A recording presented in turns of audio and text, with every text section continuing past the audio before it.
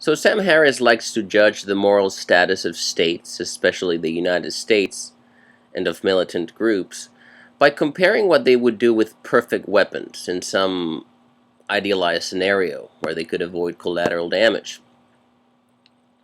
Besides the obvious fact that one is not judged based on the crimes that one could commit or the circumstances that could have prevented such crimes, but the crimes that one has actually committed, the perfect weapons idealization would only be one of several measures that would assess potential moral status. Two others that I can think of are perfectly equal weapons and super imperfect weapons. As for perfectly equal weapons, the question would be, if every country in the world had perfectly equal weapons, that is, perfectly shared or equal military power, would the US have killed substantially more or less people on average than other countries, including those with dictatorial leadership? If the answer is no, then this contributes to the notion that the US is not qualitatively, morally too different from others. If this notion prevails, then the idea of a powerful United States military loses legitimacy, not just because of the lack of moral superiority, but because of the corrupting influence of power itself. This leads to another question.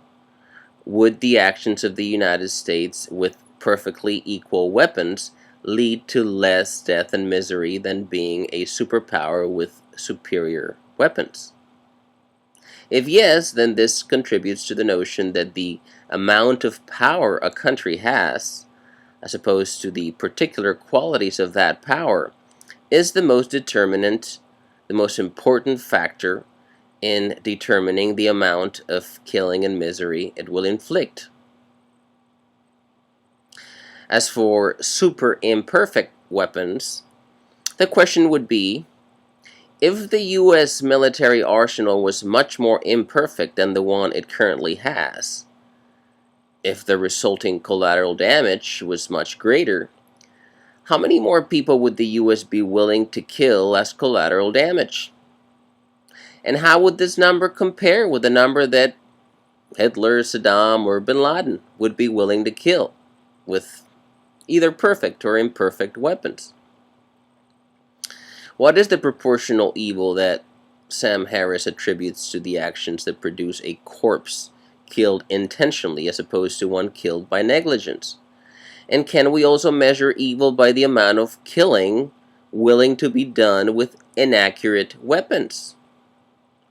So if, as likely collateral damage, the US kills, say, 10 children under the pretext that it was going after a group that intentionally killed one child, Sam Harris might say that the group is more evil than the US, even though it killed 9 fewer children. The reason is that even though the US knew in advance that it would likely kill 10 times more children as collateral damage, it allegedly would not have done so if it had perfect weapons that could simply target the members of this group. And conversely, if the group that killed one child had perfect weapons, it might have killed, say, 3 children instead of 1. So in this idealized scenario, the US would kill 0 innocent children and the group would kill 3. But let's say that instead of 10, the US kills 100 children, or 1,000 children, or 10,000 children, or whatever, going after the members of this group. At which point would Sam Harris stop considering the US to be less evil than this group? At which point would the number of children accepted as collateral damage start to equate the 3 children that this group would kill with perfect weapons in some idealized scenario? Chomsky pointed out to Harris that predictably killing by negligence can sometimes be more psychopathic than killing intentionally. So if I live in a street packed with people for a demonstration, and I push a huge flower pot out the window, not because I want to kill anybody, but simply because it was obstructing my view to the moon, and I don't care about anybody, well, my actions may be considered to be more psychopathic than that of a man killing someone in the demonstration with a rifle because of some strong personal grievance. Similarly, if in order to save the life of someone, I push 100 of these huge flower pots out of a roof, not because I want to kill anybody downstairs, but simply because their life means nothing to me, how do I compare morally with someone who more intentionally kills the people on the street with a rifle? Or if I press a button that intentionally explodes a nuclear bomb, how do I compare morally with someone who can press that same button to stop it, but does not because he prefers to stay put on the sofa licking an ice cream? What is the moral comparison between intention and negligence? Going back to the perfectly equal weapons argument, Chomsky likes to point out how if any country or entity did to the United States a small fraction of what the U.S. regularly does to others, the U.S. would feel entitled to nuke them. The U.S. feels entitled to bomb and intervene militarily around the world without any concern for international law.